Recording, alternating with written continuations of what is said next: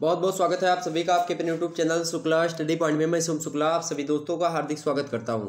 BA BSc BCom, अगर आप BA में है, बीएससी में है, बीकॉम में है और 2022 की परीक्षा देने जा रहे हैं, बीए द्वितीय वर्ष में है या फिर बीएससी द्वितीय वर्ष में या बीकॉम द्वितीय वर्ष में, बीएससी एजी कर रहे हैं फिर बीएससी होम साइंस से हैं, तो बीए द्वितीय वर्ष में या बीए तृतीय वर्ष में दोनों लोगों के लिए एक ही पेपर होता है। वो अनिवार्य प्रश्न पत्र जो पेपर होता है, यानी कि जो को करिकुलर जो सब्जेक्ट होता है आपका, उसी के तहत आपका एक प्रकार से एक राष्ट्र गौरव, पर्यावरण, मानवाधिकार, इन तीनों को समन्वित करके 100 ऑब्जेक्टिव टाइप के प्रश्न पूछे जाते हैं और उसी के बारे में आज के वीडियो के माध्यम से मैं चर्चा करूंगा।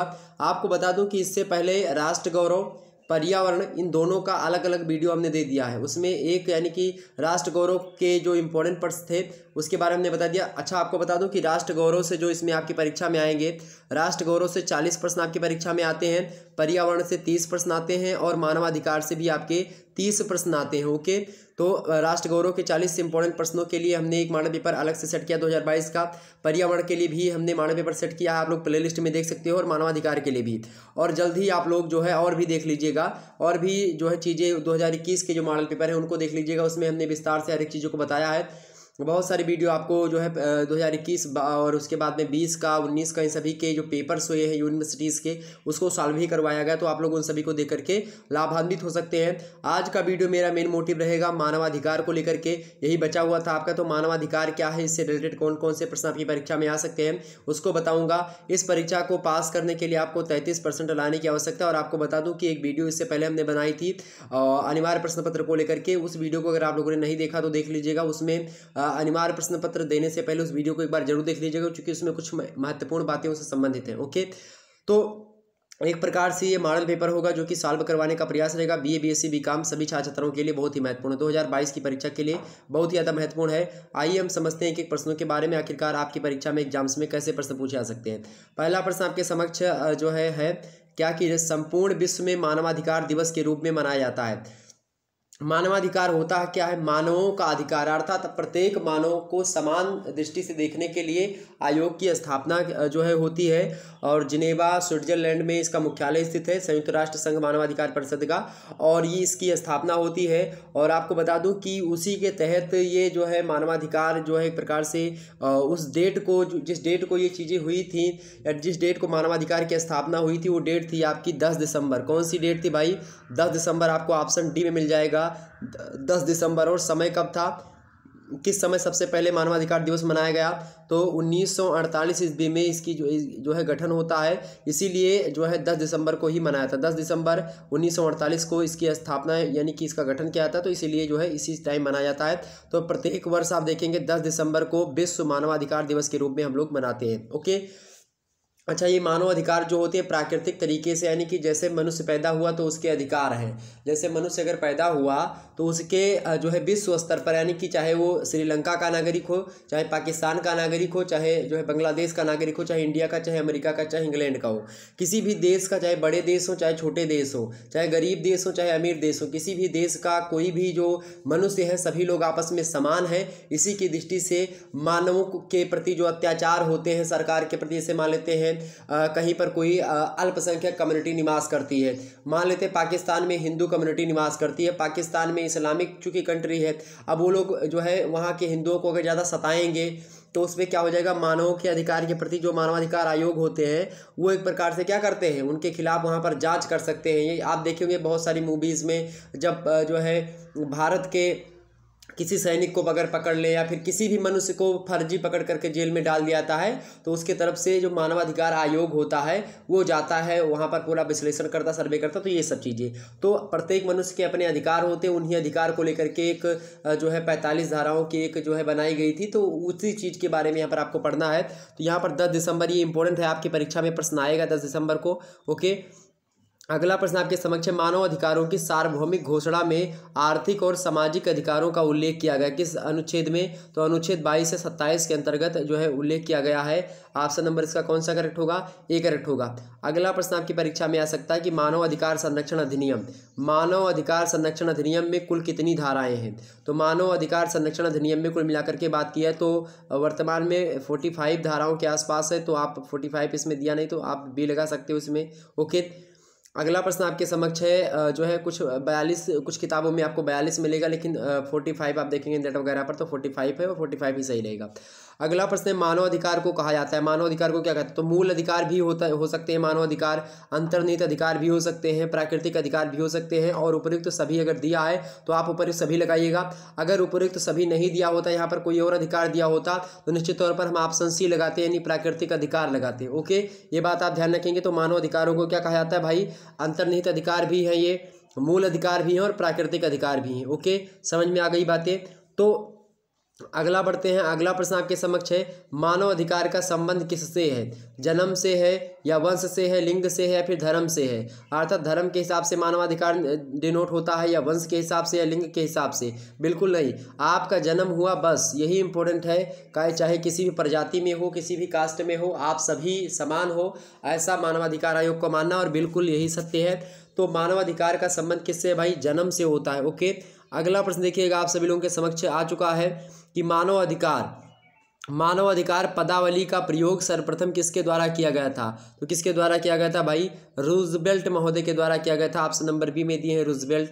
अगला प्रश्न आपके समक्ष है मानव अधिकारों को वर्गीकृत किया जा सकता है, मानव अधिकारों को वर्गीकृत किया जा सकता है तो सिविल तथा राजनीतिक अधिकार के रूप में, आर्थिक, सामाजिक एवं सांस्कृतिक अधिकार के रूप में। अब सिविल राजनीतिक अधिकार, इसके बारे में भी हम बोल सकते हैं, तो ऑप्शन नंबर इसका सी लगाएं, ज़्यादा बेटर होगा। ए और बी दोनों, तो ऑप्शन नंबर क्या होगा? ए और बी दोनों करेक्ट आंसर, तो सी ऑप्शन राइट होगा। अगला प्रश्न आपके समक्ष है कि भारत में राष्ट्रीय मानव आयोग की स्थापना कब की गई?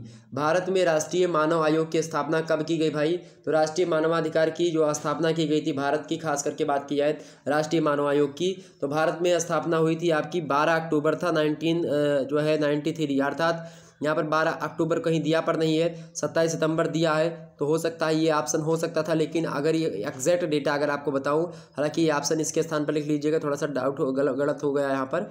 12 अक्टूबर का दिन था उस समय, 12 अक्टूबर 1993, 12 अक्टूबर 1993 को भारत में राष्ट्रीय मानव आयोग की स्थापना होती। कब? 12 अक्टूबर 1993 में। ये डेट याद रखिएगा, बहुत ज़्यादा महत्वपूर्ण है। क्या? 12 अक्टूबर 1993 में। जैसे कि वो विश्व स्तर पर मानव आयोग है, संपूर्ण विश्व मानव आयोग जो है 1948 में 10 सितंबर को स्थापित होता है, लेकिन भारत का जो है वो 12 अक्टूबर 1993 में आकर के 48 में हो गया था वो मानवाधिकार विश्व स्तर पर। लेकिन भारत में भी, यानी कि जो राष्ट्रीय मानवाधिकार आयोग है उसकी स्थापना नई दिल्ली में होती है 12 अक्टूबर 1993 ईस्वी में। ओके, ये बात ध्यान रखेंगे कि नहीं रखेंगे भाई? बिल्कुल रखिएगा।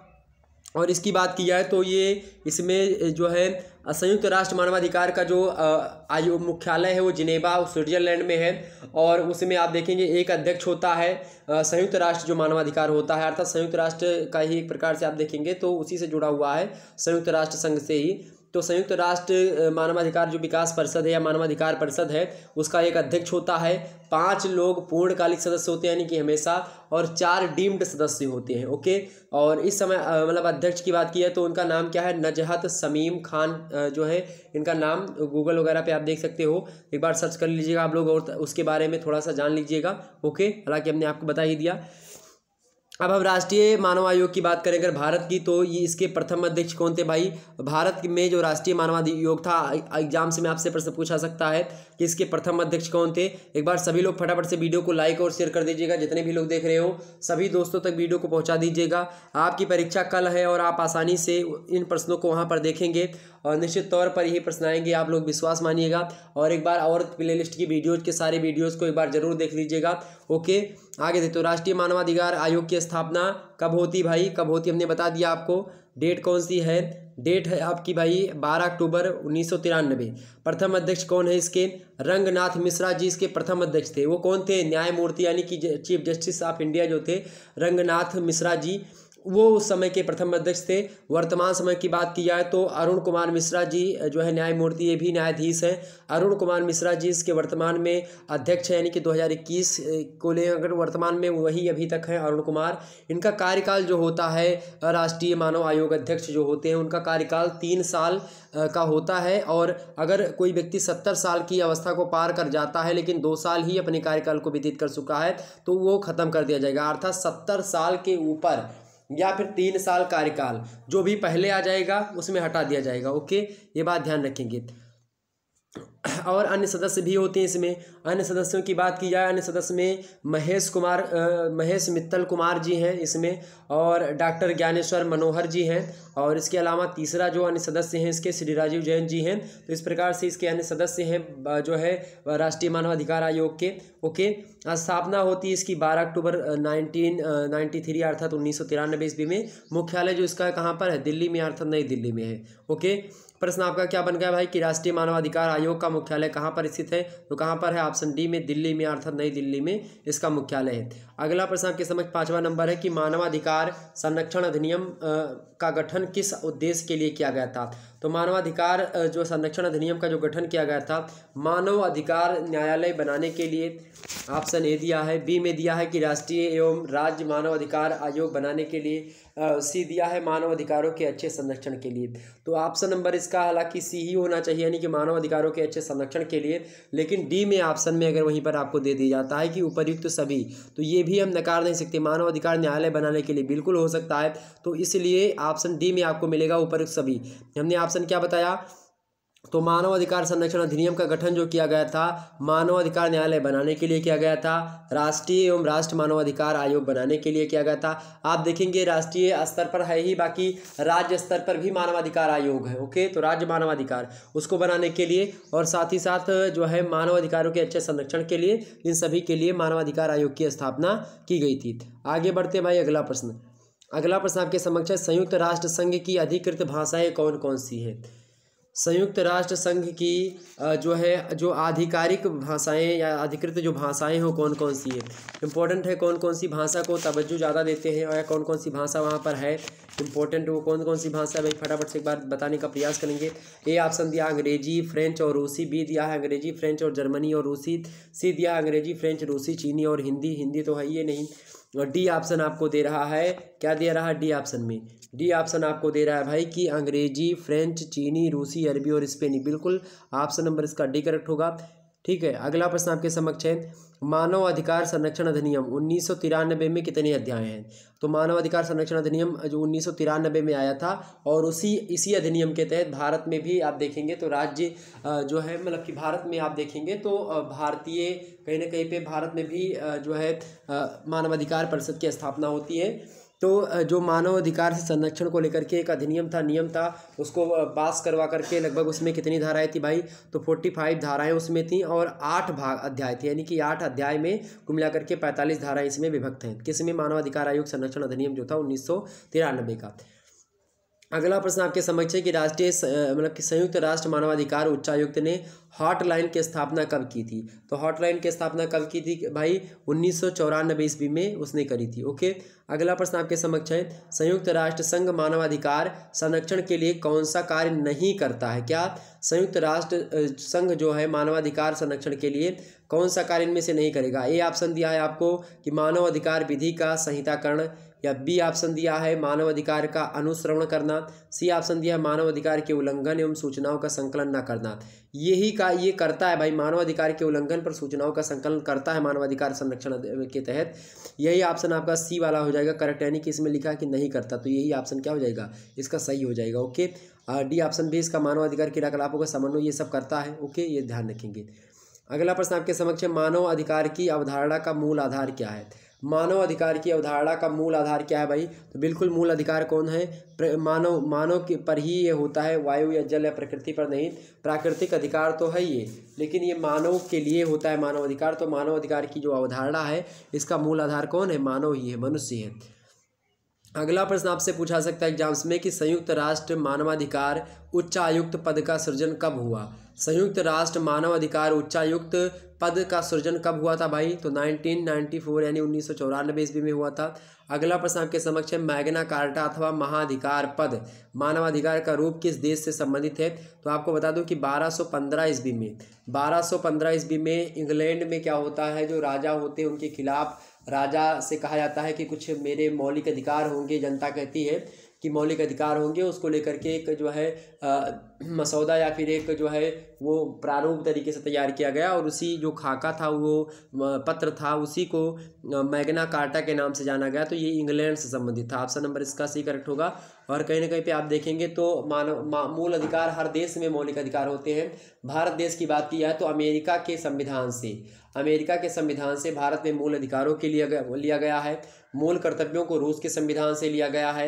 एग्जाम से पूछे कि भारत में मौलिक कर्तव्यों को किस देश के संविधान से लिया गया तो क्या बताएंगे आप? तो बताइएगा कि ये रूस के संविधान से मौलिक कर्तव्य लिए गए हैं। मौलिक अधिकार जो लिए गए हैं आपके वो जो है अमेरिका के संविधान से लिए गए हैं।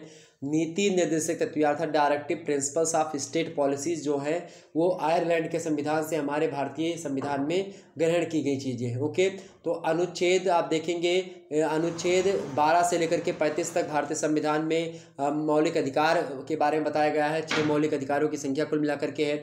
इसके अलावा आप देखेंगे कि ये सब इम्पोर्टेंट है, पूछा सकता है एग्जाम्स में, चूँकि अधिकारों से संबंधित है। और जो नीति निर्देशक सिद्धांत हैं आपके तत्व हैं वो 36 से लेकर के अनुच्छेद 36 से अनुच्छेद 51 तक नीति निर्देशक सिद्धांत हैं। और अनुच्छेद 51 के काम में 11 मौलिक अधिकार जो है वो रखे गए हैं जो कि रूस के संविधान से भारतीय संविधान में ग्रहण किए गए हैं। ओके, डॉक्टर स्वर्ण सिंह की अनुशंसा पर। अगला प्रश्न आपके समक्ष आ चुका है। देखिएगा, अगला प्रश्न आपके समक्ष है कि निम्नांकित में से किसने नैतिक आचरण के सार्वभौमिक मानों का पक्ष सर्वप्रथम लिया था? अर्थात एक प्रश्न है कि निम्नलिखित में से किसने नैतिक आचरण के सार्वभौमिक मानों का पक्ष सर्वप्रथम लिया था? किसने लिया था भाई? प्लेटो ने लिया था। ऑप्शन नंबर इसका डी करेक्ट है, प्लेटो। ओके, अगला प्रश्न है आर्थिक विषमता को समाप्त करने का प्रयास कौन करता है? आर्थिक विषमता को समाप्त करने का प्रयास कौन करता है भाई? तो आर्थिक विषमता को समाप्त करने का जो प्रयास करेगा कौन करेगा? राज्य के नीति निर्देशक सिद्धांत करते, चूंकि राज्य का ये परम दायित्व होता है। आप अनुच्छेद 36 से लेकर के अनुच्छेद 51 जो भारतीय संविधान में वर्णित है भाग जो है 4 में, भाग 3 में आपका मौलिक अधिकार है, भाग 1 में जो है संघ एवं उसके राज्य क्षेत्रों के बारे में बताया गया है, भाग 2 में नागरिकता से संबंधित प्रावधान है भारतीय संविधान में, भाग 3 में मौलिक अधिकार है और भाग 4 में नीति निर्देशक सिद्धांत है। और भाग 4 के काम में आप देखेंगे तो जो है मौलिक कर्तव्यों को शामिल किया गया है। ओके, तो राज्य के नीति निर्देशक तत्व अर्थात DPSP directive principles of state policies जो है ये आर्थिक विषमता माने होता है कि कोई व्यक्ति गरीब है कोई व्यक्ति अमीर है, तो इन दोनों में समन्वय है। अर्थात गरीब जो हो वो अमीर हो और जो अमीर है उनसे टैक्स लेकर के गरीबों के लिए योजनाएं चलाई जाएं। इस प्रकार से जो है राज्य कार्य करेगा। राज्य जो होगा वो वेलफेयर स्टेट बनाने के लिए प्रयास करेगा। जो सरकारें होंगी वो कल्याणकारी राज्य, लोक कल्याणकारी राज्य के लिए अग्रसर होंगी। तो आर्थिक विषमता को समाप्त करने का प्रयास कौन करेगा भाई? राज्य के नीति निर्देशक तत्व करेंगे। ऑप्शन नंबर इसका सही करेक्ट होगा। अच्छा, अगला प्रश्न आपको यहीं पर दिया है कि धार्मिक स्वतंत्रता के अंतर्गत क्या नहीं आता है? धार्मिक स्वतंत्रता के अंतर्गत क्या नहीं आता है भाई? तो आएगा क्या? ए ऑप्शन देगा आपको पूजा स्थल निर्माण का अधिकार, धार्मिक स्वतंत्रता में आप कर सकते हो। बी है स्वेच्छा से धर्म परिवर्तन आप कर सकते हो। पूजा का अधिकार आप पूजा कर सकते हो, ये भी अधिकार है। और डी ऑप्शन है धर्म परिवर्तन हेतु दबाव, तो धर्म परिवर्तन हेतु दबाव आपको कोई नहीं देगा, ये मौलिक अधिकार मतलब कि नहीं, स्वतंत्रता संबंधी अधिकार नहीं है। तो ये हो गया आपका। अगला प्रश्न आपके समक्ष है भाई, अगला प्रश्न देखिएगा।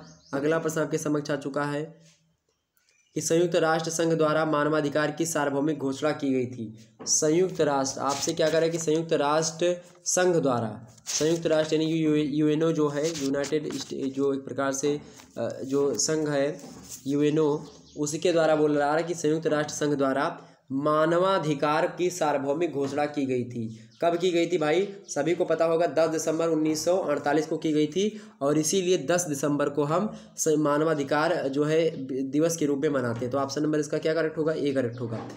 अगला प्रश्न आपके समक्ष है संयुक्त राष्ट्र संघ के कितने अंग हैं? संयुक्त राष्ट्र संघ के कितने अंग हैं भाई? संयुक्त राष्ट्र संघ के 6 अंग हैं। कितने अंग हैं? तो संयुक्त राष्ट्र संघ के कितने अंग हैं भाई? 6 अंग हैं। संयुक्त राष्ट्र संघ की अगर बात की जाए तो इसका प्रथम सम्मेलन जो होता है 1944 ईस्वी में वाशिंगटन में होता है और वाशिंगटन में आक्स भवन है एक, उसी आक्स भवन में होता है।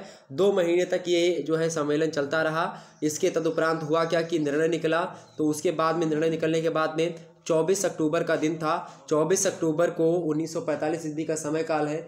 24 अक्टूबर 1945 ईस्वी को संस्थापक देशों की संख्या जो है इस समय जब इसकी स्थापना होती है तो कितने देश थे भाई?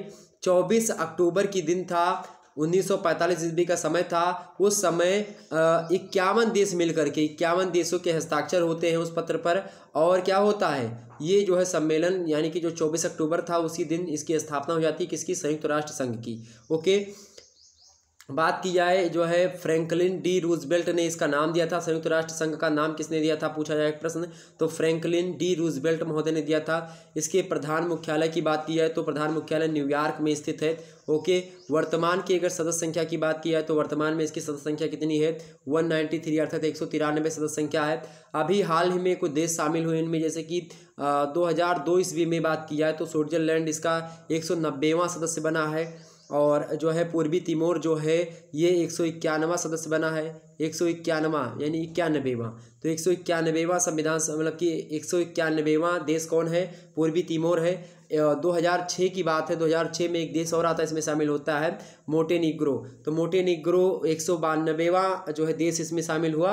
और अभी हाल फिलहाल में सबसे जो ज्वलंत मुद्दा 2011 ईस्वी की बात की, 2011 ईस्वी में दक्षिणी सूडान जो है वो 193वां सदस्य जो है इसका बनता है, किसका, संयुक्त राष्ट्र संघ का। ओके, ये बात ध्यान रखेंगे। इसका जो प्रथम अधिवेशन था, अच्छा वो प्रथम सम्मेलन हुआ था 1944 ईस्वी में, जिसके तहत जो 2 महीने चला था उसके तहत ही ये निर्णय निकाला गया था कि एक संयुक्त राष्ट्र संघ हो जो कि विश्व में देशों पर कंट्रोल रखे, सभी देशों के लिए कार्य करेगी। अमेरिका चूँकि उस समय द्वितीय विश्व युद्ध जो है समाप्त होने को था, द्वितीय विश्व युद्ध समाप्त हो चुका था और दोबारा तृतीय विश्व युद्ध ना हो, इसीलिए संयुक्त राष्ट्र संघ की स्थापना करी जा रही थी। अमेरिका ने परमाणु हथियार का एक प्रकार से प्रयोग करके जापान के हिरोशिमा और नागासाकी में बम फेंक दिया था। और इसके बाद में क्या क्या, और खास करके आप देखेंगे संयुक्त राष्ट्र संघ में अमेरिका की ही चलती है, अभी भी अमेरिका की चलती है, आप देखेंगे, ठीक। तो इसका जो प्रथम अधिवेशन हुआ था, कब हुआ था, प्रथम अधिवेशन इसका 10 जनवरी को होता है। कब होता है भाई, 10 जनवरी को, और समय कौन क्या था, 1946, 10 जनवरी 1946 ईस्वी को इसका प्रथम अधिवेशन होता है। कहाँ पर होता है, लंदन में होता है। लंदन में एक जगह है, एक भवन है बहुत बड़ा, उसका नाम है वेस्टमिंस्टर, तो उसी वेस्टमिंस्टर भवन में लंदन में स्थित है, जो कि 10 जनवरी का समय था 1946 ईस्वी को संयुक्त राष्ट्र संघ का प्रथम अधिवेशन होता है। और एक इम्पोर्टेंट क्वेश्चन इसका ये बन सकता है आपके एग्जाम्स में कि भारत की जो महासभा मतलब कि जो संयुक्त राष्ट्र संघ है इसमें महासभा जो है उसको क्या कहा जाता है, उसको कहीं ना कहीं पे आप देखेंगे दुनिया का एक प्रकार से देखेंगे पुलिसमैन। तो दुनिया का पुलिसमैन क्या है, तो संयुक्त राष्ट्र संघ की जो महासभा होती है दुनिया की पुलिसमैन के नाम से जानी जाती है। तो एग्जाम से पूछे कि दुनिया की पुलिसमैन कौन है या फिर क्या है, तो संयुक्त राष्ट्र संघ की जो एक प्रकार से जो महासभा है उसी को दुनिया का पुलिसमैन कहा जाता है। भारत की तरफ से विजय लक्ष्मी पंडित, भारत की तरफ से विजय लक्ष्मी पंडित जो है ये महासभा की एकमात्र भारतीय अध्यक्ष के तौर पर ये कार्य की हैं। वहाँ पर भारत की पहली महासभा की अध्यक्ष रही हैं भारत की तरफ से। ओके, कौन, विजय लक्ष्मी पंडित। तो इस प्रकार से इसके बारे में संयुक्त राष्ट्र संघ के बारे में कुछ बातें थी जो कि हमने आपके समक्ष बताई और निश्चित तौर पर आपकी समझ में आई हुई होंगी और आपने यहाँ पर तमाम सारी चीज़ें यहाँ पर जानने को आपको मिला। ओके, आगे बढ़ते हैं और मुद्दों को हम समझने का प्रयास करते हैं भाई, और भी मुद्दों को हम समझने का प्रयास करते हैं। अगला प्रश्न आपके समझ, संयुक्त राज्य अमेरिका में स्वतंत्रता दिवस कब मनाया जाता है भाई, सभी को पता होगा 4 जुलाई को स्वतंत्रता दिवस मनाया जाता है।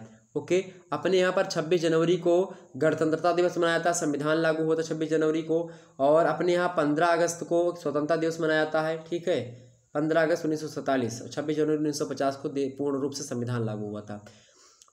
अगला प्रश्न आपके समक्ष है कि राज्य के नीति निर्देशक तत्वों में से कौन संबंधित नहीं है, राज्य के नीति निर्देशक सिद्धांतों में से कौन संबंधित नहीं है। राज्य नीति निर्देशक तत्वों में सामाजिक न्याय है, राजनीतिक न्याय है, आर्थिक न्याय, ये सभी शामिल है, लेकिन वैज्ञानिक नहीं शामिल, तो ऑप्शन नंबर इसका डी करेक्ट होगा। ओके, अगला प्रश्न है, राज्य के नीति निर्देशक तत्वों को स्वीकार किया गया है किससे, किस देश के संविधान से भारत ने लिया है, तो हमने बताया था आयरलैंड के संविधान से। ओके, अमेरिका के संविधान से क्या लिया है, मौलिक अधिकार को लिया है।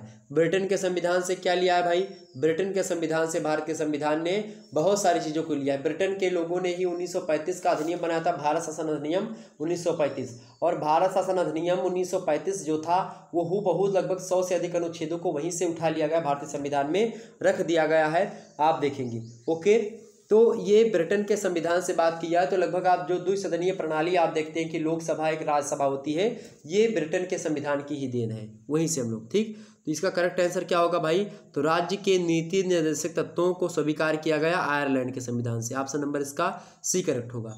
अगला प्रश्न है नागरिकों के मूल कर्तव्य संविधान के किस अनुच्छेद में वर्णित हैं। तो नागरिकों के लिए, जैसे कि नागरिकों को कुछ अगर मौलिक अधिकार दिया जाता है, कुछ उसके उनके मानवाधिकार है, यानी मानव होने के लिए उनको कुछ अधिकार मिलते हैं अगर किसी भी व्यक्ति को, तो उसके लिए भाई अगर कुछ अधिकार दिए गए तो कुछ कार्य भी आपको करना पड़ेगा। तो प्रत्येक मनुष्य के कुछ एक प्रकार से लगभग 11 कर्तव्य निर्धारित किए गए, पहले 10 ही थे, बाद में 11 कर दिया गया 86वां संविधान संशोधन 2002 के अंतर्गत। ओके, अब हुआ क्या कि अनुच्छेद जो 51 है उसके काम में जो है ये राज्य मतलब नागरिकों के लिए कुछ कर्तव्य सेट किए गए हैं, जो कि संयुक्त राष्ट्र संघ जो मतलब कि जो रूस है आपका, उस रूस के संविधान से, ओके, रूस के संविधान से मूल कर्तव्य को लिया गया, फंडामेंटल ड्यूटीज़ को, जो कि इसमें शामिल किया गया। तो ऑप्शन नंबर इसका कौन सा करेक्ट होगा? ए करेक्ट होगा। ओके, कौन सा करेक्ट होगा? ए करेक्ट होगा। अगला प्रश्न आपके समक्ष है मूल अधिकारों में क्या नहीं आता है। प्रश्न क्या है कि मूल अधिकारों में क्या नहीं आता है। मोस्ट इम्पोर्टेंट प्रश्न है, मूल अधिकारों में क्या नहीं आता है। तो युद्ध और आतंकवाद ये जो है ये मूल अधिकारों में नहीं आता है। आप ना तो युद्ध कर सकते हो ना आतंकवाद कर सकते हो, ये कोई मौलिक अधिकार आपका नहीं होगा।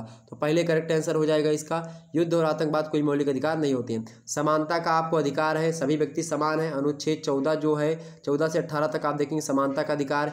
अनुच्छेद 14 कहता है कि विधि के लिए यानी कानून के हिसाब से सभी बराबर हैं। अनुच्छेद 15 के हिसाब से धर्म, जाति, लिंग, जन्म स्थान, प्रजाति, इन सभी के हिसाब से किसी व्यक्ति में कोई भेदभाव नहीं किया जाएगा।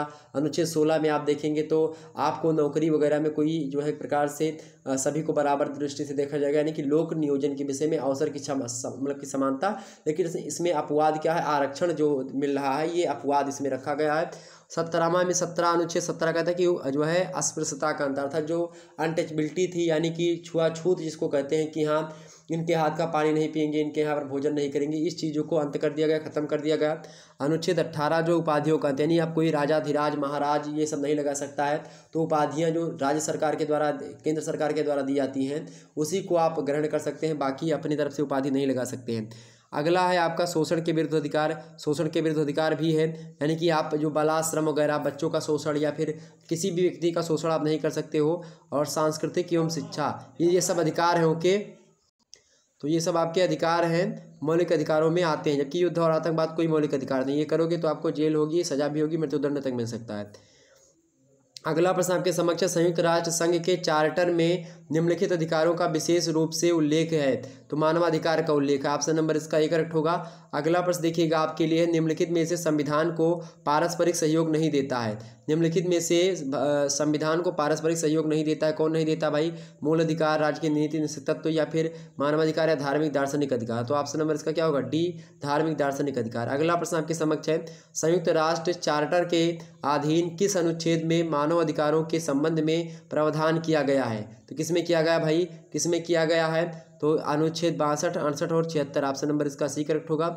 अगला प्रश्न देखिएगा, निम्नलिखित में से संयुक्त राष्ट्र संघ का मुख्य अंग क्या नहीं है। तो जो है आर्थिक एवं न्याय सामाजिक परिषद, ये संयुक्त राष्ट्र संघ का मुख्य है। न्यास परिषद है, अंतर्राष्ट्रीय न्यायालय, महासभा, ये सब मुख्य अंग है। लेकिन मानवाधिकार आयोग कोई मुख्य अंग नहीं है, लेकिन कार्य उसी की दृष्टि से करेगा। आगे देखते हैं, अगला प्रश्न आपके समक्ष आ चुका है भाई। अगला प्रश्न देखने का प्रयास करेंगे सभी। अगला प्रश्न है, रामायण में महर्षि वाल्मीकि ने मानवाधिकार को किस रूप में व्यक्त किया है। तो समता मूलक समाज की धारणा के रूप में व्यक्त किया किसने? वाल्मीकि जी ने। वाल्मीकि का रामायण है। ओके, रामायण के रचयिता पूछे तो वाल्मीकि जी लगाइएगा, तुलसीदास मत लगाइएगा। श्री रामचरित मानस के रचयिता कौन है? तुलसीदास जी हैं। अगला प्रश्न है, अधिसूचना से क्या तात्पर्य है। अधिसूचना से क्या तात्पर्य है भाई? अधिसूचना से अभिप्राय मानव अधिकार न्यायालय से, किससे है? मानव अधिकार न्यायालय से। ऑप्शन नंबर इसका बी करेक्ट होगा। अगला प्रश्न आपके समक्ष है, मानव अधिकार का क्या अर्थ है। मानव अधिकार का क्या अर्थ है भाई? मानव अधिकार का क्या अर्थ है? मूल अधिकार भी है, प्राकृतिक अधिकार, अंतर्निहित अधिकार सब है। ऑप्शन नंबर इसका डी करेक्ट होगा।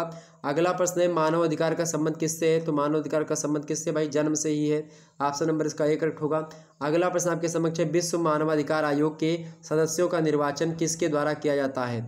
तो भाई किसके द्वारा किया जाता है? विश्व मानवाधिकार आयोग के जो सदस्य होते हैं उनका निर्वाचन किसके द्वारा किया जाता है भाई? तो आर्थिक एवं सामाजिक परिषद द्वारा, या सुरक्षा परिषद द्वारा, या सुरक्षा परिषद की संस्तुति पर महासभा के द्वारा। तो ऑप्शन नंबर इसका क्या होगा? ए, या फिर जो है ऑप्शन नंबर इसका बी करेक्ट होगा, महासभा के द्वारा किया जाता है। ओके, बी ऑप्शन करेक्ट होगा। अगला प्रश्न आप देखिएगा, राज्य के नीति निर्देशक तत्व किस जो है भाग में वर्णित है। क्या राज्य के नीति निर्देशक तत्व किस भाग में वर्णित हैं? अनुच्छेद भाग जो है के भाग 4 में है। और राज्य के नीति निर्देशक तत्व जो हैं भाग 4 में वर्णित हैं। अनुच्छेद 36 से लेकर के अनुच्छेद 51 तक नीति तत्व हैं। भाग 3 की बात की है तो 12 से 35 तक अनुच्छेद ये भाग 3 में शामिल है, जिसमें मौलिक कर्तव्यों के बारे में बताया गया है। ओके, ये बात ध्यान रखेंगे। अगला प्रश्न आपके समक्ष है, आर्थिक विषमता को समाप्त करने का प्रयास कौन करता है? तो राज्य के नीति निर्देशक तत्व ही आर्थिक विषमता को समाप्त करने का प्रयास करते हैं। ऑप्शन नंबर इसका ए करेक्ट होगा। अगला प्रश्न आपके समक्ष है, इनमें से कौन सा कार्य राष्ट्रीय मानवाधिकार आयोग का है? कौन सा कार्य भाई? मानवाधिकार संबंधी अनुसंधान को बढ़ावा देना, ये कार्य बिल्कुल है। मानवाधिकार की जानकारी लोगों तक पहुंचाना, ये भी इसी का कार्य है। गैर सरकारी संगठनों को मानवाधिकार क्षेत्र में सहायता करना, ये भी है। तो ये ऑप्शन नंबर क्या होगा? डी ऑप्शन, यानी कि उपयुक्त सभी। अगला प्रश्न देखिएगा, आपके लिए आ चुका है कि राष्ट्रीय मानवाधिकार आयोग किन किन शिकायतों पर जांच कर सकता है? तो भाई किन किन शिकायतों पर जांच कर सकता है? समाचार पत्र के किसी समाचार के आधार पर, समाचार पत्र के किसी समाचार के आधार पर शिकायतों की जांच कर सकता है। पीड़ित व्यक्ति द्वारा शिकायत करने पर भी कर सकता है। किसी व्यक्ति द्वारा मानवाधिकार उल्लंघन की शिकायत करने पर भी मानवाधिकार आयोग जो होगा इस शिकायतों की जांच करेगा। ओके, ऑप्शन नंबर इसका डी करेक्ट होगा। तो ये तमाम प्रकार की चीज़ों से के माध्यम से कर सकता है। अगला प्रश्न देखिएगा, भारतीय संविधान के अंतर्गत वर्तमान समय में कुल कितने मूल अधिकार हैं? तो मूल अधिकार कितने भाई? कुल मिलाकर के मूल अधिकारों की संख्या इस समय 6 है, पहले 7 हुआ करती थी। ओके, ये बात ध्यान रखेंगे। संपत्ति का अधिकार जो है मौलिक अधिकार अब नहीं रहा है, वो एक कानूनी अधिकार अर्थात विधिक अधिकार के रूप में बदल गया है। अगर पूछे कि मौलिक कर्तव्य कितने हैं तो आप बताइएगा कितने भाई? 11 मौलिक कर्तव्य हैं, शामिल हैं। 51 के अनुच्छेद 51 का में शामिल है। ओके, ये बात क्लियर हो गई आपकी। आगे बढ़ते हैं और ये प्रश्नों को हम समझने का प्रयास करते हैं, आखिरकार कौन कौन से प्रश्न आपकी परीक्षा में आ सकते हैं। तो ये सब कुछ इंपॉर्टेंट प्रश्न हैं जिनको हमने छांटा और आपके समक्ष प्रस्तुत करने का प्रयास किया। ओके, आगे देखा जाए भाई। अगला प्रश्न आपके समक्ष है, अगला प्रश्न आपके समक्ष आ चुका है। प्रश्न क्या है कि आयोग में अध्यक्ष, प्रश्न की आयोग में अध्यक्ष के अलावा, आयोग में अध्यक्ष के अलावा और कौन कौन से सदस्य होते हैं? आयोग में अध्यक्ष के अलावा और कौन से सदस्य, मतलब कि अध्यक्ष के अलावा अन्य सदस्यों को कौन नियुक्त करता है? तो राष्ट्रपति नियुक्त करता है अन्य सदस्यों को। ऑप्शन नंबर इसका डी करेक्ट होगा। अगला प्रश्न है, कथन है कि अंतर्राष्ट्रीय कानून राज्यों के पारस्परिक व्यवहारों का नियमन करने के लिए कानून है। क्या अंतर्राष्ट्रीय कानून राज्यों के पारस्परिक व्यवहारों का नियमन करने के लिए कानून है? ये कथन किसका है या किसने कहा? ये कथन किसका? हैलेक महोदय का। ऑप्शन नंबर इसका बी करेक्ट होगा। अगला प्रश्न है, a modern law of nation 1948, ये पुस्तक छपी थी और इसकी ये पुस्तक किसकी भाई? तो ये पुस्तक किसकी है? A modern law of nation 1948, ये पुस्तक किसकी है? फिलिप सी गैसेप की ये पुस्तक है। ऑप्शन नंबर इसका बी करेक्ट होगा। अगला प्रश्न आपके समक्ष है, अंतर्राष्ट्रीय कानून। प्रश्न क्या है? अंतर्राष्ट्रीय कानून एक जीवित तथा विकसित होने वाली संस्था है। प्रश्न क्या है? अंतर्राष्ट्रीय कानून एक जीवित तथा विकसित होने वाली संस्था है। किसने कहा है? ये बात किसने कही है? लॉर्ड चांसलर सैके महोदय ने कथन कही। ऑप्शन नंबर इसका बी करेक्ट होगा। अगला प्रश्न है, मानवाधिकार मसौदा संयुक्त राष्ट्र सभा के द्वारा कब प्रस्तुत किया गया? कब प्रस्तुत किया गया था भाई? तो ये 10 दिसंबर 1948 को पेश किया गया था और इसी के लिए यहाँ पर जो है इसी दिन मनाया जाता है आपका मानवाधिकार का एक प्रकार से दिवस। ओके, अगला प्रश्न आपके समक्ष है, सबसे पहले मानवाधिकार की स्थापना किस देश में हुई थी? तो सैन फ्रांसिस्को में हुई थी, अमेरिका में है। ऑप्शन नंबर इसका ए करेक्ट होगा। अगला प्रश्न आपके समक्ष है, मानवाधिकार संगठन की स्थापना कब हुई? मानवाधिकार संगठन की स्थापना कब हुई थी भाई? तो मानवाधिकार संगठन की स्थापना पूछा जा रहा है आपसे तो 1948 लगाइएगा, इसमें से 45 दिया हुआ है, 1948 इसको कर लीजिए। ओके, सी। अगला प्रश्न आपके समक्ष है, मैं यह सुझाव दूंगा कि चार्टर के प्रारंभ में और उसकी प्रस्तावना में मानवाधिकारों की घोषणा रहनी चाहिए। ये कथन किसका है? तो कुछ कथनों वाले प्रश्न में सोचे रख लिए, आपके एग्जाम से आ सकते हैं। तो ये कथन किसका है? रूमट्स का। किसका है? रूमट्स का। मैं ये सुझाव दूंगा, इन्होंने कहा कि चार्टर के प्रारंभ में और उसकी प्रस्तावना में मानव अधिकारों की घोषणा रहनी चाहिए, ये रूमट्स ने कहा है। अगला प्रश्न आपके समक्ष है कि मानवाधिकार संबंधी डम्बार्टन सम्मेलन किस वर्ष हुआ था? डम्बार्टन ऑक्स सम्मेलन जो है, डम्बार्टन ऑक्स सम्मेलन हुआ था, ये कहाँ पर हुआ था भाई? अमेरिका में हुआ था। अमेरिका के जॉर्ज टाउन में होता है, वाशिंगटन डीसी में। ये डम्बार्टन सम्मेलन जो हुआ था मानवाधिकार से संबंधित है ये। ओके, कब हुआ था भाई? तो इसमें ऑप्शन में आपका यहाँ पर सही तरीके से मतलब कि दिया हुआ है ऑप्शन 1900 जो है सी में जो दिया 1944 में ये सम्मेलन हुआ था। कब हुआ था? 21 अगस्त को ये सम्मेलन प्रारंभ होता है। कब? 21 अगस्त को ये सम्मेलन जो है वो प्रारंभ होता है। कब तक चलता है? 7 अक्टूबर तक। 7 अक्टूबर तक ये सम्मेलन चलता है। कब प्रारंभ हुआ? 21 अगस्त 1944 को प्रारंभ होता है और 7 अक्टूबर 1944 तक ये जो है चलता है। और इसमें आप देखेंगे बहुत सारे देश, जैसे कि बहुत सारे क्या इसमें चीन शामिल था, भाग लिया था, रूस ने भाग लिया था। इसके साथ ही साथ आप देखेंगे यूके ने भी भाग लिया था इसमें। यूके के साथ साथ यूनाइटेड स्टेट जो है अमेरिका, ठीक है, उसने भी इसमें भाग लिया था। तो इस प्रकार से ये तमाम सारे लोगों ने इसमें क्या किया था भाई, भाग लिया था। तो चीन, रूस, यूके और यूएस, इन बड़े लोगों ने, मतलब कि इन बड़े बड़े देशों ने इसमें भाग लिया था। तो ये आप देखेंगे। तो कब हुआ था ये भाई, 1944 में 21 अगस्त से लेकर के 7 अक्टूबर के बीच का ये सम्मेलन था। ओके, अगला प्रश्न आपके समक्ष है, चतुर्थ विश्व महिला सम्मेलन कहाँ पर हुआ था। चतुर्थ विश्व महिला सम्मेलन जो हुआ था आपका, ये बीजिंग में हुआ था। कब हुआ था, कहाँ पर, बीजिंग में हुआ था। कब हुआ था बीजिंग में, तो बीजिंग में 1995 ईस्वी में ये सम्मेलन हुआ था। महिला सम्मेलन कब हुआ था, 1995 में बीजिंग में हुआ था। चौथा, पहला कब हुआ था, प्रश्न उठेगा आपसे अगर पूछा जाए तो पहला सम्मेलन हुआ था 1975 में। 1975 ईस्वी में कहाँ पर हुआ था, मैक्सिको सिटी में हुआ था। उसके बाद में उसके 5 सालों के बाद में 1980 ईस्वी में, 1980 ईस्वी में दूसरा महिला सम्मेलन होता है, दूसरा विश्व महिला सम्मेलन। वो कोपेनहेगन जो है एक जगह है, वो राज्य, वहीं पर हुआ था। कहाँ पर, कोपेनहेगन में। तो कोपेनहेगन में दूसरा विश्व महिला सम्मेलन होता है कब, 1980 ईस्वी में। और उसके 5 सालों के बाद में आप देखेंगे 1985 ईस्वी में तीसरा विश्व महिला सम्मेलन होता है। कहाँ पर होता है, ये नैरोबी में होता है। कहाँ पर, नैरोबी में होता है। तो कोपेनहेगन जो है, इसमें आप देखेंगे कोपेनहेगन में दूसरा, एक बार मैं फिर से लिख दे रहा हूँ, बीजिंग में आप देखेंगे चौथा, ठीक है, नैरोबी में आप देखेंगे तीसरा, और उसके बाद में मैक्सिको की बात की है तो ये जो है पहला सम्मेलन इसी में। और कोपेनहेगन की बात की जाए तो कोपेनहेगन में दूसरा जो है विश्व महिला सम्मेलन होता है। पहला मैक्सिको में, दूसरा कोपेनहेगन में, तीसरा नैरोबी में और चौथा बीजिंग में ये सम्मेलन हुए थे। ओके, तो आपसे इस प्रश्न का क्या, चतुर्थ महिला सम्मेलन कहाँ पर हुआ था, तो बीजिंग में हुआ था, चीन की राजधानी। ऑप्शन नंबर इसका जो है करेक्ट है। ओके, तो इस प्रकार से आपने इतने सारे प्रश्नों को देखा, विस्तार से हमने इन प्रश्नों के उत्तर को आपको बताने का प्रयास किया। निश्चित तौर पर आपके सारे के सारे डाउट क्लियर हुए होंगे। तो इसी प्रकार के प्रश्न आपकी परीक्षा में आते रहते हैं, हमने सोचा आपको बता दिया जाए। अच्छा, अगर आपसे पूछे एग्जाम्स में कि राष्ट्रीय मानवाधिकार आयोग के अध्यक्ष व सदस्यों को हटाया किसके द्वारा जाता है, तो किसके द्वारा हटाया जाएगा भाई, राष्ट्रपति के द्वारा ही हटाया जाता है वहाँ के। ओके, ये बात ध्यान, यानी राष्ट्रीय, अगर भारत की बात की है तो राष्ट्रपति हटाएगा अपने यहाँ का। ओके, ये बात ध्यान रखेंगे। राष्ट्रीय पूछ रहा है, संयुक्त राष्ट्र दिवस प्रत्येक वर्ष कब मनाता है भाई, कब मनाया जाएगा संयुक्त राष्ट्र दिवस। संयुक्त राष्ट्र दिवस कब मनाया जाएगा, आप लोग इसको कमेंट सेक्शन में बताने का प्रयास करें। चलिए, बातचीत बहुत कर रहे हो, सभी लोग बताने का प्रयास करो कि जो संयुक्त राष्ट्र संघ है ये कब मनाया जाता है, इसका दिवस जो है कब मनाया जाता है, संयुक्त राष्ट्र जो है दिवस कब मनाया जाता है, बताओ। 14 नवंबर को मनाया जाता है, 28 सितंबर को मनाया जाता है, या 10 दिसंबर को, या 24 अक्टूबर को, कब मनाया जाता है भाई, सब फटाफट से बताने का प्रयास करोगे। कब मनाया जाता है, तो 24 अक्टूबर को। क्यों 24 अक्टूबर को मनाया जाता है, क्योंकि इसकी स्थापना जो हुई थी 24 अक्टूबर 1945 को संयुक्त राष्ट्र संघ की स्थापना हुई थी। तो ये बात भी आप ध्यान रखेंगे, एग्जाम पॉइंट ऑफ व्यू से इंपॉर्टेंट है। ओके, ये सब इंपॉर्टेंट है, किसी ये सब क्या भाई इंपॉर्टेंट है।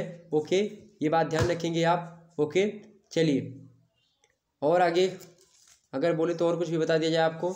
ये सब प्रश्न बस इतना अगर आपने तैयार कर लिया तो निश्चित तौर पर आपके हो जाएंगे। मानवाधिकार आयोग, ये तो आपको पता है कि कब मनाया था, 10 नवंबर को मानवाधिकार दिवस के रूप में मनाया था। कब, 10 दिसंबर को मनाया जाता है। ओके, समझ में आ गई बातें। अच्छा, ये भी प्रश्न पूछा सकता, संयुक्त राष्ट्र संघ की स्थापना कब हुई, 24 अक्टूबर 1945 को। संयुक्त राष्ट्र दिवस कब मनाया जाता है, तो आप बताएंगे 24 अक्टूबर को। इस प्रकार से प्रश्न खूब बनेगा इसी में से घुमा घुमा करके, तो आप लोग इनको तैयार कर लीजिए, एक बार और देख लीजिएगा। ओके, ये बात ध्यान रखेंगे। आपसे पूछे कि राष्ट्रीय मानवाधिकार आयोग की व्याख्या किसमें की गई, तो धारा 3 से लेकर के धारा 11 के बीच में राष्ट्रीय मानवाधिकार आयोग की क्या करी गई भाई, व्याख्या करी गई। ओके, ये बात ध्यान रखेंगे। अच्छा, अगर ये पूछे कि राज्य आयोग अथवा मतलब राज्य आयोग जो होता है, राज्य आयोग देखेंगे, मानवाधिकार में राज्य आयोग भी होता है, केंद्र आयोग होता है, राज्य आयोग होता है। तो जो राज्य आयोग होता है वो अपना वार्षिक रिपोर्ट जो होता है किसको भेजता है, राज्य सरकार को ही भेजता है। किसको भेजता है, राज्य सरकार को भेज देता है। राज्य सरकार जो होती है उसको आगे जो है भेजती है। ओके, ये बात ध्यान रखेंगे। एक पुस्तक का नाम हमने बताया था आपको, a modern law of nation, 1948 जो है फिलिप सी गैसर महोदय के द्वारा लिखी गई, बड़ी फेमस है। और भी चीज़ें हैं आपके। अच्छा, पूछेगा कि उत्तर प्रदेश की किस शहर में राज्य मानवाधिकार आयोग का मुख्यालय है, पूछ सकता है, क्योंकि उत्तर प्रदेश से आप हैं और परीक्षा देने जा रहे हैं। तो उत्तर प्रदेश की किस शहर में राज्य मानवाधिकार आयोग का मुख्यालय, जिस भी प्रदेश से हैं आप उस शहर के मानवाधिकार आयोग को एक बार सर्च कर लीजिए गूगल पर, आपको मिल जाएगा। तो भाई उत्तर प्रदेश में कहाँ पर है, लखनऊ में। कहाँ पर है, लखनऊ में ही है। कहाँ पर है भाई, लखनऊ में है। ओके, ये बात ध्यान रखेंगे। विश्व मानवाधिकार आयोग के सदस्यों का निर्वाचन किसके द्वारा होता है, निर्वाचन किसके द्वारा होता है भाई, तो आर्थिक एवं सामाजिक परिषद के द्वारा जहाँ तक है होता है। एक बार हमने आपको अभी भी बताया था कि महासभा के द्वारा, तो इसमें थोड़ा सा कन्फ्यूज़न है, आप लोग इसको एक बार नेट पर देख लीजिएगा, तो एक बार इसको कन्फर्म कर लीजिएगा। वैसे जहाँ तक है हमारे ख्याल से आर्थिक एवं सामाजिक परिषद के द्वारा की बुक वगैरह में आपको यही मिलेगा। हमने बोल दिया था शायद महासभा के द्वारा, चूँकि एक बुक में मैंने महासभा के द्वारा भी पढ़ा था, तो एक बार इसको गूगल कर लीजिएगा आप लोग, ठीक है। इसको एक बार गूगल कर लीजिएगा, चूँकि ये थोड़ा सा कंफर्म नहीं है, इसीलिए मैंने सोचा कि आपको बता दिया जाए। और राष्ट्रीय मानवाधिकार आयोग का अध्यक्ष नियुक्त कौन होता है, सबसे पहले बात तो ये जान लीजिए। तो कौन नियुक्त होता है भाई, तो जो राष्ट्रीय मानवाधिकार आयोग होता है उसका अध्यक्ष जो होता है सुप्रीम कोर्ट का जो सेवा से हट जाता है, अर्थात सेवानिवृत्त जो मुख्य न्यायाधीश होता है, तो सुप्रीम कोर्ट का जो मुख्य न्यायाधीश होगा, जो कि उस समय सुप्रीम कोर्ट का मुख्य न्यायाधीश नहीं रहेगा, अपने पद से जो है प्रकार से रिटायर हो जाता है, उसके बाद में उसको जो है ये मतलब कि संयुक्त राष्ट्र संघ का वो अध्यक्ष हो सकता है, संयुक्त राष्ट्र संघ नहीं, मतलब राष्ट्रीय मानवाधिकार आयोग का वो क्या हो सकता है, अध्यक्ष हो सकता है। तो इस प्रकार से आप लोगों ने देखा, इन सभी प्रश्नों को तैयार करने के लेकर के हमने आपको तमाम सारी चीज़ों को बताया। बहुत सारे प्रश्न यहाँ से आपके तैयार हो सकते हैं, और आगे इसी प्रकार से आप जो है हमारे साथ बने रहें, और हम लगातार आपके समक्ष बने हुए हैं और लगातार हम आपके साथ मेहनत कर रहे हैं। तो ये इस प्रकार से आप लोगों ने तमाम सारे प्रश्नों को देखा, और एक प्रकार से आप लोग अनिवार्य प्रश्न पत्र से संबंधित कुछ ऐसी बातें हैं जो कि आप जान लीजिए, बहुत ही महत्वपूर्ण है, नहीं तो आपको जो है गड़बड़ हो सकता है। तो आप लोग इस वीडियो को जरूर देख लीजिएगा एक बार। और राष्ट्र गौरव पर्यावरण मानवाधिकार को लेकर के पर्यावरण वाला वीडियो जो है, ये दूसरा वाला जो पोर्शन है ये है, और फर्स्ट वाले पे कोई यहाँ पर कोई सिंबल नहीं लगा हुआ है, और ठीक है से उसका भी थंबनेल बना हुआ है, आप लोग इसी थंबनेल को देख लीजिएगा। प्लेलिस्ट में आपको वीडियो मिल जाएगी, ओके। सेकंड और थर्ड ईयर के लिए सभी के लिए इंपॉर्टेंट है, बीए बीएससी बीकॉम सभी के लिए, ओके। मिलते हैं फिर नेक्स्ट वीडियो में, तब तक के लिए जय हिंद जय भारत। आप सभी का बहुत बहुत धन्यवाद हमारे से जुड़ने के लिए। इसी प्रकार से अपना प्यार और हमेशा बनाए रखिएगा। लगातार आप लोग लाइक करें, वीडियो को लाइक कर दीजिए सभी लोग, और शेयर कर दीजिए सभी दोस्तों के पास, ओके। और जो बताया एक बार आप कंफर्म कर लीजिएगा उसको, ओके, कि जो है इसके सदस्यों की जो नियुक्ति होती है सभी सदस्यों की वो कौन करता है, अध्यक्ष की जो होती है वो नियुक्ति कौन करता है भाई, या फिर और जो चीज़ें हमने बताई थी वो कौन करता है, उसको एक बार आप गूगल कर लीजिएगा, तो आपका डाउट क्लियर हो जाएगा। महासभा के द्वारा होता है कि संयुक्त मतलब कि जो सामाजिक एवं जो परिषद होती है उसके द्वारा, आर्थिक परिषद, तो एक बार जरूर देख लीजिएगा उसको, ओके। चलिए फिर मिलते हैं, क्योंकि मुझे इतना समय नहीं था और आप लोगों की रिक्वायरमेंट थी, लगातार आपके कमेंट आ रहे थे। जब मैंने ये वीडियो बनाई थी और मैं उतना ज़्यादा तैयार भी नहीं था। ये वीडियो आप लोगों ने बनाई, ये वीडियो हमने बनाई थी कि इसमें कुछ बातें बता दिया जाए, तो हमने उसमें बताया था कि तीसरा जो पेपर है आपका, तीसरा वाला, वो आपको करवा दूंगा। तो आज मेरे पास समय भी नहीं था, लेकिन आप लोगों के कमेंट्स को मैंने देखा कि लगातार आप लोग कह रहे हैं कल आपकी परीक्षा है, तो हमने सोचा कि कुछ ऐसी बातें आपको बता दीजिए ताकि आपका अच्छे तरीके से पेपर हो जाए। तो आप लोग एक बार ज़रूर जो है इस वीडियो को देख लीजिएगा, और साथ ही साथ उसको जरूर सर्च करके आप देख लीजिएगा, क्योंकि एक आध नंबर हो सकता है वहाँ से आएगा, वो प्रश्न इंपॉर्टेंट है, एक नंबर आएगा। तो आप लोग एक बार सर्च कर लीजिए गूगल पर, या फिर आप अपने बुक में देख लीजिएगा, ठीक है। तो मिलते हैं फिर नेक्स्ट वीडियो में, तब तक के लिए जय हिंद जय भारत। आप सभी का बहुत बहुत धन्यवाद, ओके। चला जाए फिर, सभी लोग वीडियो को शेयर कर दीजिए, जितने भी लोग देख रहे हो लाइक कर दीजिए।